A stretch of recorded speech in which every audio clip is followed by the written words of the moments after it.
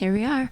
Welcome back to the RL podcast, everyone. I'm your co-host, Liv. And I'm your co-host, Rachel. And it's been like a week since we've seen each other. Yeah. And it feels really bizarre, honestly.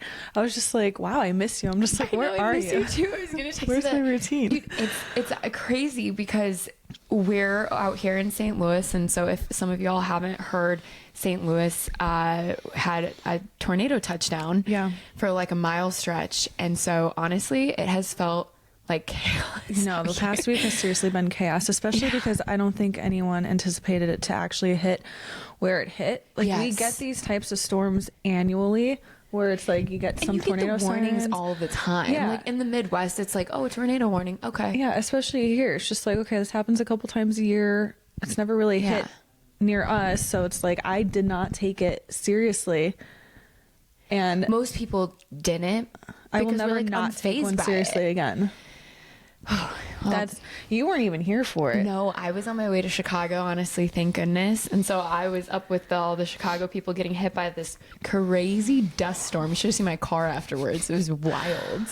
So we're in the midst of where does the dust storm even come from? I have no idea. Like, that's the first time I've heard of that. Like, we don't live in Kansas. Like, this isn't the Dust Bowl. I know. Like, what is happening? Yeah. This has been the craziest weather year of my now 4 years in St. Louis, and it's hilariously ironic because I spent all last year telling my sister who was moving up to St. Louis how amazing the weather is. I was like, that's funny. love it here. It's so nice. I was like, it's not Chicago. It's like nice and mild. Like we actually have seasons here, even though it's only 4 hours away from Chicago. Yeah, it's like the perfect amount, and she has experienced one of the most insane. I mean, so now we have all this tornado damage all across St. Louis. And I know you guys had your power out for a long time. We had our power out for 48 hours. And now, like, when I think about it, it's not convenient. But I feel silly talking about being, like, having our lifestyle be disrupted by that when I know there's so much worse out there. Like, our friend's apartment got absolutely demolished. Yeah. Like, totally demolished. Canella is joining us, y'all. So it's just crazy. And that's only like 5 minutes from us. So it was literally just like a few blocks away. Like it wasn't even anything crazy. No, like right next door. We lived a few miles away, it would have been a completely different situation. Like I had so many people asking, like, are you guys okay? Yeah, and same. I'm so glad, like me, my family, everybody is okay and good. But yeah, a few miles away, which I definitely didn't realize because like we said, I was up in Chicago. I was getting phone calls though, because of my prior career in homeowners insurance. I have a lot of contacts still in the restoration so space. You like, hey, can you help out? Like, yes, that's cool that they reached out to you, even though you're not with them anymore. Yeah, well, Liberty. It wasn't my old carrier, Liberty Mutual, reaching out to me. Okay. It was when I was an adjuster on site. I would hire restoration companies, and so it was them being like, a few of them I've still kept in contact with, so they know that I still have access to trucks and labor because of our moving company. And I have a specific set of knowledge of the restoration space and specifically contents with that made it particularly helpful when it's an all hands on deck situation and they only have limited hands. They were like, can you get out here? Can you bring trucks? Can you bring crews?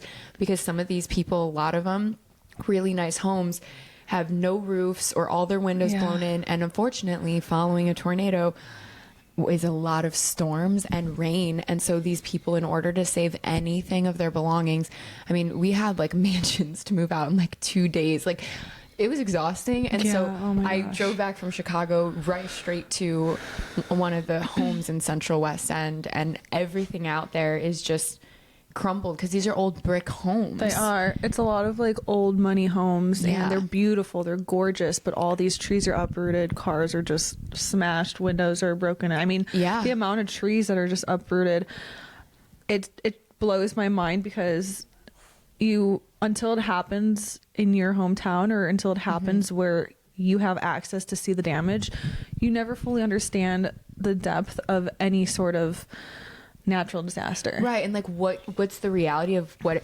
can happen. And I've seen it before because of my time in insurance, where I would travel to sites that had catastrophes. And this one is coded as a catastrophe in the insurance world now. And so I've been in those spaces, but I've never seen it so close to home or in areas where I regularly frequent, you know, restaurants that I like to go, and like a block that so many of our friends live on. It has like 4 really nice apartment complexes, and we've got friends in all of them.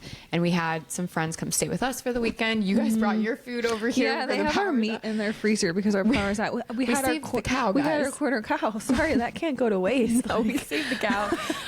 We saved the cow. You know, it's like we're making things happen, but it's just wild to watch. Some of these families and lost their homes and cars and being displaced, and there's no rental cars in St. Louis, and there's no roads available. I've been seeing people removing trees like every single day, and Canella is really loving on Rachel. Canella, you're crazy. Yeah. But so all of that happened, and that's why we haven't caught up, honestly. Yeah. Which I was fine with. Well, yeah, what the heck? Rephrase that. But the week was going by, and with everything, like my head was just so not in it until like the end of the week, and I was like, shit, like I haven't texted Olivia to see if she wants to podcast. I hope she doesn't think I'm like I was blowing literally it like off or anything. I was like, crap, I don't know when I can, and that's why I hit you up and was like, anytime I was like, I don't know when I'm gonna be free again, so like let's make it happen. What's funny is in my head is I'm like, I need to take more initiative. I need to like be a planner. I need to do this because I'm like, she's gonna think like I don't care. No, and we're both she's so always type B personalities. We're literally just operating on a whim here. I was like, shit, what if she's waiting for me to text and she's like, she never texted like schedule a time to podcast. No, dude, I haven't. This is how my head goes. So like I'm always like this. Yeah, that's not. That's just my own securities. It's the social anxiety that everyone has, but I can't tell you the last time I've had like a 12-hour work day until this week. It was like I said, all hands on deck, doing our best to try to get, like, my fiance and I, we own a moving company, and all of these apartment complexes, there's some where everyone has to move out. And within the week they've got deadlines. Well, some of these like places, like you can't, like our friend's place, you can't live there, like they're not allowing, so then it's like, where do you go? A lot of them are being moved to even like sister apartments, like, you know, if the same management team can find availability for them. All right, sorry y'all, I'm gonna pause and try to help my dog calm down really quick. Cool, that's recording too now. And Canella might join us again. Cool. Loving the bone. Something that we didn't anticipate with the power being out was actually how you don't realize how quick you fall into these habits of not actually being super present with your significant other in the house day in and day out. Like, because there's no TV to distract you. There's no TV. Not even that we were watching TV, but no TV. There's no lights. There's so many little things that you could turn on candlelight. Yeah, so we had to have candles, and we were forced to have like a candle at dinner, and and not that our phones weren't working, which is what's actually funny about it. It was just the lights were off. We didn't watch TV. We could have easily been distracted by our phones, but because everything else wasn't working, I think we just threw our phones to the side, because it's like it required us to be like alert or present in a different way because things weren't working properly. Like a nice like detox cleanse in a way of like technology. It really was, and it was so like romantic, and so it sounds like it. It really, and it was nothing crazy, but Luke was just like, wow, like, I'm sorry, like, we need to do this more often. Like, we really need to, like, just sit and you just talk. And we were on our back porch, and in the middle of all the chaos, you're having this, like, super romantic, sentimental, like, moment with one another. And I think it actually surprised, like, it was nice. We're still so early in our relationship, in a sense, but it makes you realize, wow, like, these are moments that are absolutely crucial to keeping a healthy relationship and to actually like really feeling like you are being present with one another. Are you gonna like schedule some candlelit dinners and just turn off all the power like, to your house? Like yesterday we did that. We sat outside, like our daughter was sleeping, and we just sat outside and just like talked, and it's just, I don't know. Again, in the middle of the chaos, like some little beautiful parts still happen, but it made me think about that because I don't know, like the deeper you get into life and relationships and things, you forget to like date each other, I think, sometimes, or to like, we went on a date night. I knew you wanted to bring this up. I know, I wanted to hear how it went, because I was lucky enough to come over and spend my evening diving deep down my ACOTAR. I was gonna say, reading her book. Yeah. Well, you guys have a really stellar screened-in porch too. It's nice. It's very nice. So yes, I babysat Lucia for them. Thank God, it was so impromptu, but we appreciate it so much, and thankfully she didn't wake up and it was smooth sailing. But how often are you actually making eye contact with your partner? Like, seriously making eye contact with your partner? This is so ironic that you're saying this, because I've seen this video like going around social media multiple 5 minutes of looking into one another's eyes. Okay, I've seen this before, but I've been like, Hayden's gonna think I'm corny, so I never sent it to my fiance, but he sent it to me this week, and so I was like, date night? I'm gonna try it, yeah. Okay, yeah, so we haven't done it yet, because the other night he'll take gummies sometimes to like go to sleep. So the other night we were sitting on the couch, and this is the same day that he sent me like the 5 minutes of eye contact with your partner, and the video, if you haven't seen it, is just simply recommending to everyone to sit in silence for 5 minutes, set a timer, and just simply look at your partner and make that eye contact and feel your feels. And yeah, it's essentially starting, it basically, I think, introduces your soul to their soul, because it's so deep and we don't realize how little eye contact we actually make with our person. Yeah, and I feel like even with my partner, because we work together as well, like even last night we went to dinner, and we naturally just fall into talking about work sometimes, and so there were like 2 or 3 moments where we both had to like pause and be like, hey, not work right now, because there's so much happening with work. But he was high the other night on the couch, and he had sent that to me, and so I was like messing with him, but we were just like laughing so hard, we were like, I can't do this right now.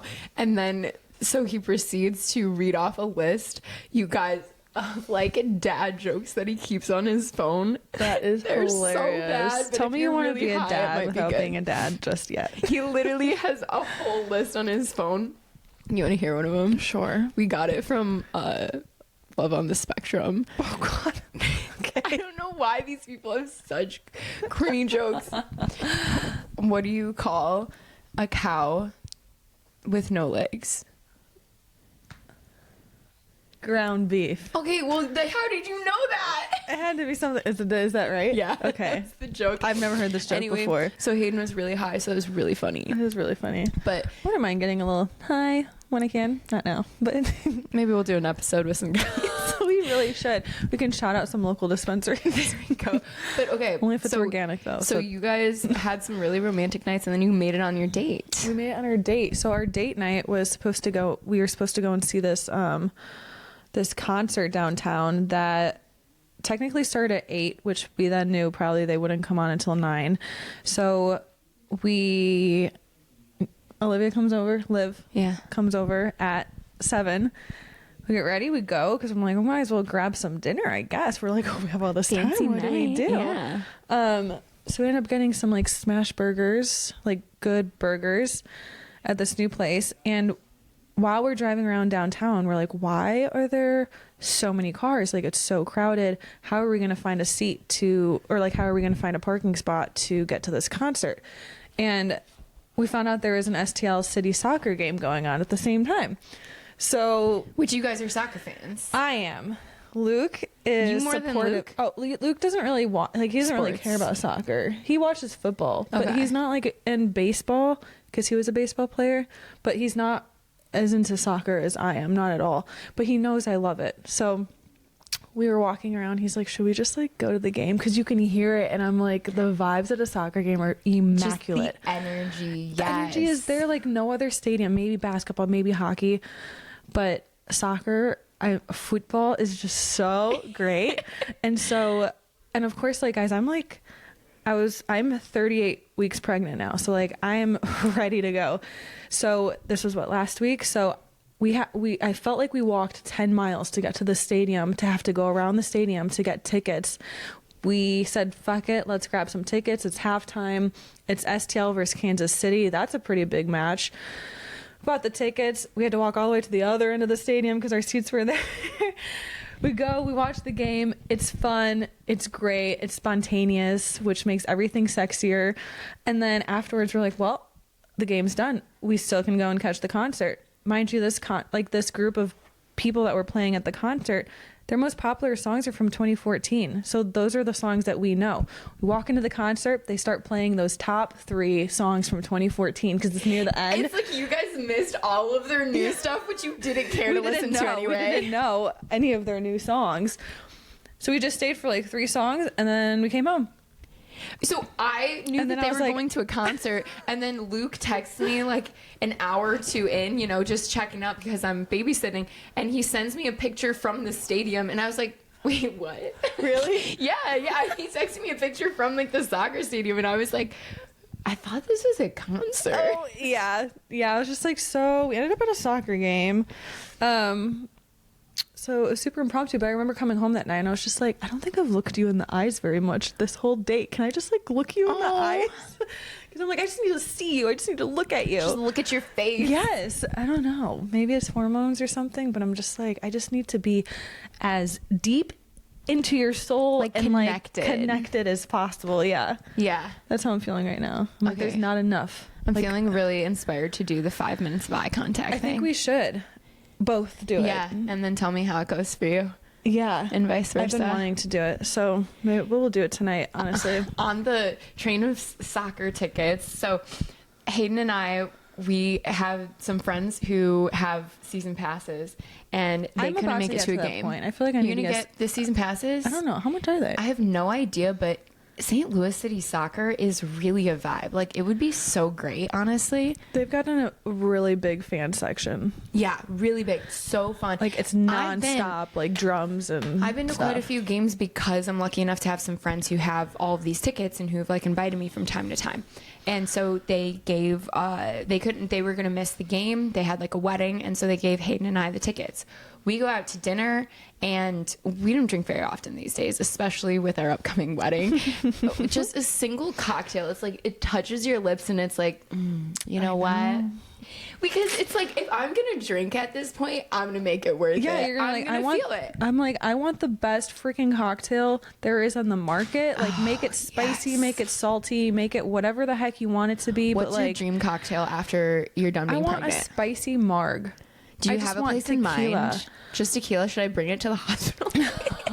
Honestly, last time we were supposed to bring a bottle of champagne, we forgot it.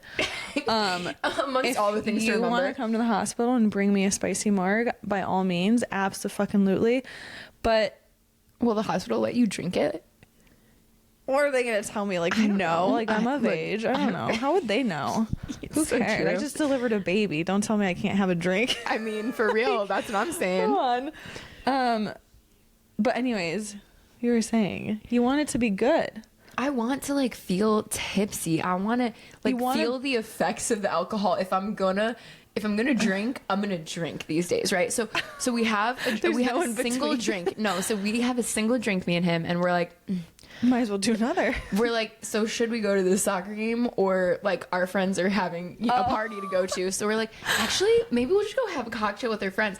And you guys, this is a story of why honesty is always the best policy. Because we were sitting there feeling like really conflicted. We were like, fuck, our friends gave us these tickets. Like, are we not going to go use their tickets? Like, oh shit, like, should we tell them? Should we just not go? Maybe they'll never notice. Like, what if they notice? Like, we're down the spiral at dinner now. We're like, what do we do?